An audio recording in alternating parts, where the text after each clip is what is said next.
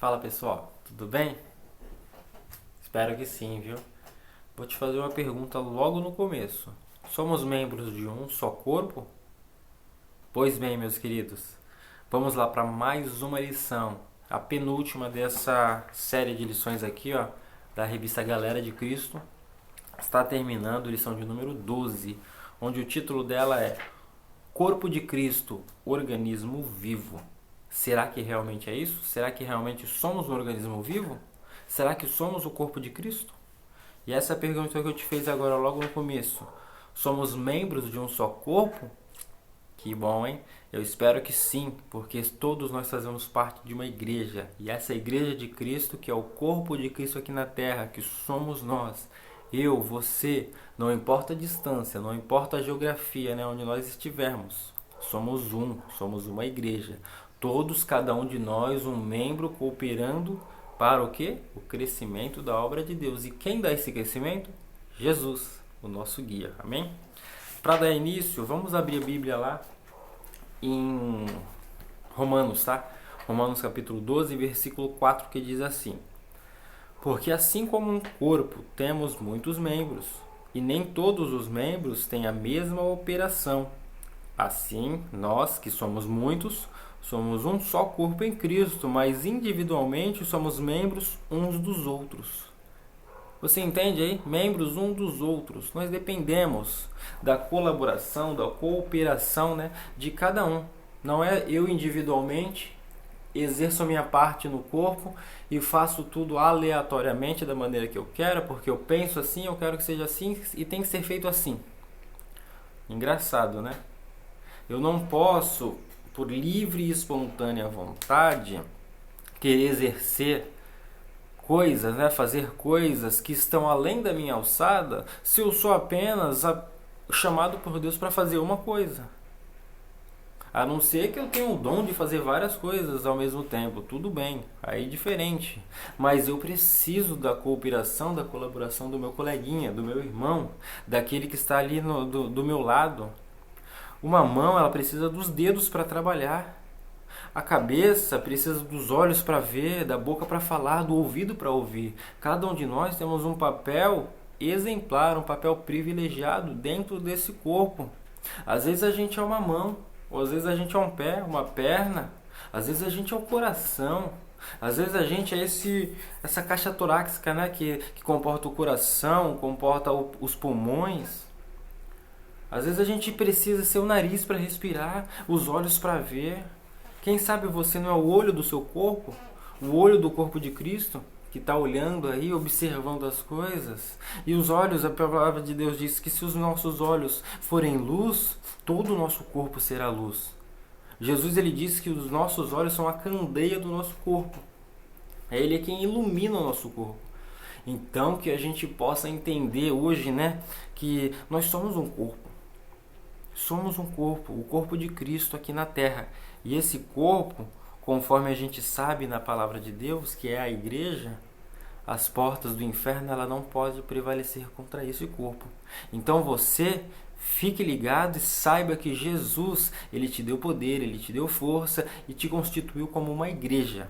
Você, junto com seus irmãos, junto com aqueles que te rodeiam, formam esse corpo. E esse corpo é um corpo exemplar. E esse corpo, posso te dizer mais uma vez, as portas do inferno não prevalecem jamais contra eles, tá? Gente, nessa lição, a gente vai falar um pouco sobre esse corpo espiritual, essa nossa dependência, né, uns dos outros. A importância que nós temos, tem os membros que são os capacitadores, né, aqueles que dão capacidade, que executam as coisas com maestria, e tem aqueles que têm os dons do serviço, que são aqueles que trabalham. Tem os capacitadores que ensinam, que são os mestres, aqueles professores, né, que sabem como direcionar ambas as partes do corpo para cada um lugar, porque tiveram já uma experiência, tem uma carga horária, já tem uma bagagem de vida, né? Então tem uma experiência dada por Deus, até maturidade, até na aplicação da palavra de Deus. Também tem aqueles que têm os dons de trabalhar, de fazer a obra, o serviço, né, da casa do Senhor. A casa do Senhor que eu quero dizer é você, eu, cuidar uns dos outros. Isso, nós somos a casa, o templo, morada do Espírito, tá bom? Vamos ler aqui o tópico 1, ele diz assim, a dependência mútua. A interdependência é uma importante característica a ser observada na igreja. Esse é um atributo que está diretamente relacionado ao estado de submissão, que cada um deve ter em relação ao outro. Ou seja, embora sejamos diferentes, e somos diferentes, né? Todos nós somos igualmente importantes para o bom funcionamento do corpo. É como eu disse para você no começo, querido. Eu preciso de você, você precisa de mim, nós precisamos de Cristo até o fim. Tem uma musiquinha que diz isso. Mas é assim, gente, eu não consigo fazer tudo sozinho dentro de uma comunidade cristã, né? Dentro de uma igreja. Se eu tentar fazer todos os serviços sozinho, eu vou me dar mal, porque eu não vou conseguir. Eu vou chegar no final da carreira aí, exausto, cansado até no final do dia, né?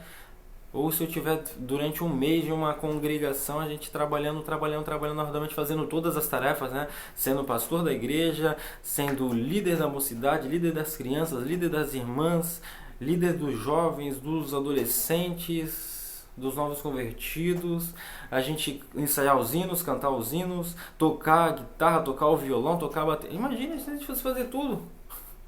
Como não ia ser, né? Isso é um desastre, né? Por isso que a igreja ela é composta de vários membros.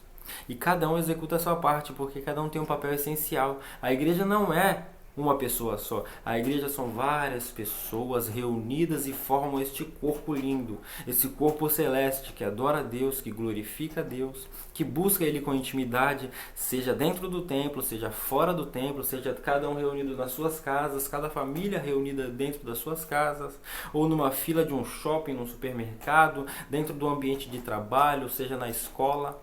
Eu exerço o meu papel como um cristão individualmente, mas quando eu estou reunido com outras pessoas que fazem parte dessa mesma fé, né, que professam Jesus Cristo como Senhor e Salvador, a gente ali está interligado como um corpo. Às vezes ele é a mão, eu sou o pé. Às vezes a pessoa são os olhos e eu sou o que? Os braços. Mas a gente é um corpo, todos nós reunidos em Cristo, tá? Então por isso que eu quero que você entenda que eu dependo do meu irmão, eu dependo de você, a gente depende um do outro para formar esse corpo, e esse corpo colabora, né, com a cabeça que é Jesus, para que a gente possa seguir rumo ao céu. Porque essa é a promessa de Jesus para nós, que Ele não nos deixaria só, mas Ele nos daria o Espírito, e esse Espírito nos prepararia, né? É a vida, esse Espírito é a vida desse corpo, que são várias pessoas ligadas, e Ele cuida de nós para que um dia o nosso Redentor venha nos buscar e nos tirar deste lugar, porque sabemos que aqui não é a nossa morada eterna. A nossa morada eterna é lá nos céus com o nosso Deus, tá? 1.2.1 Capacitadores. Vamos falar um pouco de capacitadores, tá? Falamos de dependência, que nós dependemos uns dos outros, tá? E temos uma importância, cada um tem um papel importante dentro deste corpo. Um é o pé, outro é a mão, outro são os olhos. Cada um intergloria um com o outro. E a mão não é mais importante do que os olhos ou do que os pés. Todos são iguais, tá? Diante de Deus não tem distinção nenhuma. Estamos todos nivelados, tá bom? Então temos que depender uns dos outros e não nos gloriar. Não se achar melhor, ser mais orgulhosos, né, do que os outros. Porque, eu faço isso na igreja, eu exerço determinada função, então a minha função é melhor que a sua. Então eu estou acima de você. Não, jamais. Todos nós somos iguais diante de Deus. Na carta de Pedro ele fala que ele nos chamou de príncipes, de sacerdotes, uma nação santa, um povo eleito, sacerdócio real. Todos nós somos um em Cristo. Falando de capacitadores, gente, fazem parte desse grupo as pessoas que Deus escolheu para capacitar, instruir e orientar os demais cristãos. Pastores, mestres, apóstolos, profetas, doutores, compõem uma lista de pessoas que desempenham seu chamado para ajudar os outros a crescerem e amadurecerem espiritualmente. Quem sabe hoje você é apenas um membro, não desmerecendo porque somos todos iguais, mas você almeja ser um mestre um dia, almeja ensinar, almeja dar aulas, né? Almeja falar para as pessoas, ensinar a elas que Jesus Cristo é o nosso Senhor, ensinar o caminho correto, com as bases, com as estruturas. Às vezes você almeja isso hoje, mas aí você está crescendo, você está aprendendo com o mestre, com o professor, com aquele líder que está te ensinando. E um dia você vai tomar essa maturidade e vai atingir essa excelência, esse grau de maestria, esse grau de poder ensinar, né? Cativar as pessoas, orientá-las no caminho certo. E para isso a gente tem uma longa jornada. A gente só adquire essa bagagem, essa experiência, maturidade com o tempo. A gente não nasce sabendo. Quando a gente nasce de novo, como uma nova criatura, a gente precisa assim do leite espiritual, precisa assim comer pouco a pouco, passando o tempo, nos alimentar do alimento sólido que é bom para a nossa vida. E a gente vai crescendo, a gente aprende sobre a salvação, sobre a justificação, sobre a regeneração do nosso espírito, do nosso corpo, da nossa alma. A gente aprende sobre tudo isso que é pela graça que nós somos salvos, por meio da fé em Jesus Cristo. E a gente vai crescendo, né?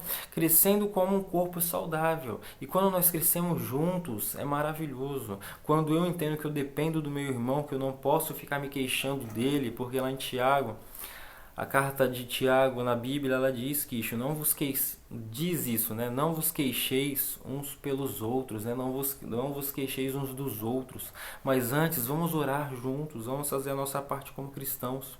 Nós não somos mestres de ninguém, nós apenas temos um cargo dado por Deus, um dom, uma habilidade dada por Deus, que às vezes é diferente da atividade que Deus colocou na mão do nosso irmão. Então, a gente tem que fazer as coisas com amor e entendendo que nós não estamos acima de ninguém. Somos iguais uns aos outros.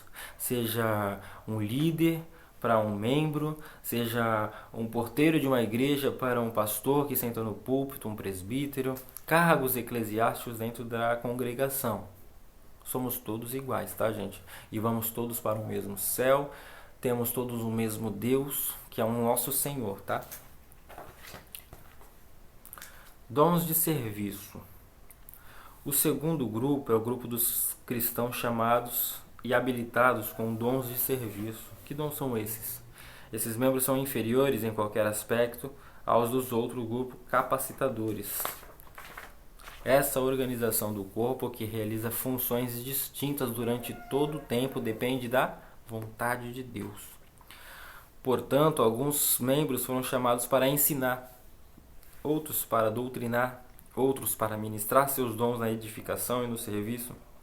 Independente do dom que Deus te deu, o importante é que o corpo de Cristo esteja em pleno funcionamento. E a gente entende que nós dependemos uns dos outros, tá bom? Aqui na nossa lição, o autor vai dar alguns exemplos, como a oliveira, né? Como a oliveira, a videira. E Jesus ele citou algumas partes da sua vida aqui, falou sobre a oliveira. Falou sobre a videira, né? Que ele é a videira verdadeira e Deus é o agricultor e ele enxertou a gente nessa videira verdadeira. E a oliveira também não é diferente, tá? Vamos ler agora sobre a oliveira. A agricultura sempre recebeu grande destaque em Israel. Dentre as árvores frutíferas existentes naquela região, podemos destacar as oliveiras, as figueiras e as videiras. Paulo é o apóstolo, tá, gente? Usou a oliveira como elemento simbólico para representar a igreja. E nós vamos falar sobre a oliveira brava. A oliveira brava é o seguinte: por que Paulo estabeleceu essa relação entre a oliveira brava e a oliveira verdadeira? Quem era a oliveira verdadeira? A oliveira verdadeira é a oliveira que originalmente, né? No começo das escrituras a gente vê o povo, Deus formando um povo, Israel. Formou este povo para ser a nação santa, o povo escolhido de Deus, que ia ser o modelo de Deus para o mundo, para a humanidade. Podemos dizer que inicialmente Cristo veio para o seu povo, os judeus, aqueles que tinham a mesma nacionalidade. Lembremos-nos de que a promessa foi feita em primeiro lugar a este povo, conforme está escrito lá em Isaías, no capítulo 7, versículo 14. Se você puder depois fazer essa leitura, será de grande conhecimento para você. Simbolicamente, a brava representa os gentios. Nós, né, que fomos alcançados, que não temos a nacionalidade judaica, correto? E a verdadeira são judeus. Assim, a rejeição dos judeus pela figura de Jesus Cristo como Salvador, naquela época em que Cristo veio, abriu uma oportunidade para que os gentios se fizessem participantes dessa promessa. Ou seja, a oliveira brava foi enxertada, ligada na oliveira verdadeira. Os ramos enxertados, os gentios, segundo Paulo, foram enxertados na videira verdadeira. Enxerto é uma operação por meio da qual se introduz uma parte de um vegetal no tronco ou no ramo de outro vegetal. Desde aquele tempo eles já tinham essa ideia, no tempo dos apóstolos eles já tinham esse sentimento, esse pensamento de que eles já sabiam que através das escrituras Deus ele vinha preparando a humanidade e os gentios numa forma de que quando Salvador viesse a este mundo, nós os gentios, a igreja do Senhor, aqueles que foram salvos pela pregação, pelo testemunho da palavra de Cristo, sermos enxertados, sermos o quê? Ligados ali, é como se fosse feita uma inseminação, colocado dentro e formado ramos lindos, maravilhosos, que somos a igreja de Cristo hoje, uma igreja privilegiada. Então você se sinta importante, viu? Você é importante para Deus. Você tem o quê? Um privilégio na casa de Deus, porque você é a casa de Deus. E nós fomos enxertados nele, tá bom? Sendo assim, fomos feitos participantes da promessa que anteriormente estava destinada primeiramente aos judeus, isto é, por meio do Messias. Nós temos acesso à salvação. Vocês se lembram do pai da fé, Abraão? Que a descendência dele ia ser como a areia do mar, como as estrelas do céu. Você pode contar toda a humanidade? É muita gente. Então a gente descende dessa descendência e nós fazemos parte dessa promessa. Paulo ele fala bastante disso, que nós fomos enxertados, e nós fazemos parte dessa promessa de Deus. Ele veio para salvar tanto judeus quanto gentios. Paulo, apóstolo, ele fala bastante sobre isso. Ele não gosta de comparações, mas ele consegue nos fazer entender que Deus ele fez um povo só, uniu um povo só. E é uma igreja verdadeiramente valorosa que vai ser chamada. Jesus ele vem buscar um povo santo. Amém? Nós somos a igreja do Senhor Jesus Cristo. Vamos falar de videira agora. A linguagem usada por Jesus para descrever a igreja, como os ramos, oliveira, videira, o próprio Jesus, revela-nos importantíssimas lições e por meio delas podemos desenvolver um relacionamento saudável com Deus e com os nossos irmãos. Ele é a videira, ele é a fonte de vida. Fonte de vida é o Senhor, então nós somos ligados nele. João capítulo 15 fala isso. Depois você abra sua Bíblia em casa e faça essa pesquisa, faça esse estudo. Nós somos ligados nele, nós damos fruto nele. E Deus é o agricultor, Jesus é uma videira verdadeira e Deus é aquele que vai regando, vai administrando, vai fazendo crescer e vai fazendo os ramos brotarem. E nós damos frutos por quê? Porque nós somos cada vez mais levados por Deus ao quê? A desempenhar esse papel de cristão, de anunciar Jesus Cristo como Senhor. E aí os frutos vão vindo. Certa vez o Filho de Deus sentiu fome e foi procurar frutos em uma figueira. Porém, não achando nenhum fruto, amaldiçoou aquela árvore. É uma passagem bastante conhecida, lá em Mateus 21. Esse exemplo carrega em si um poderoso simbolismo. Ele nos mostra a importância que Jesus dava à vida produtiva. Como que é uma vida produtiva? Eu tenho que fazer um monte de coisa para ser reconhecido por Deus? Não, não é isso. É através da sua vida um exemplo de que você é um cristão, que você foi chamado por Deus, que você foi salvo na pessoa de Jesus Cristo. Você colabora para o crescimento dessa obra, crescimento o quê?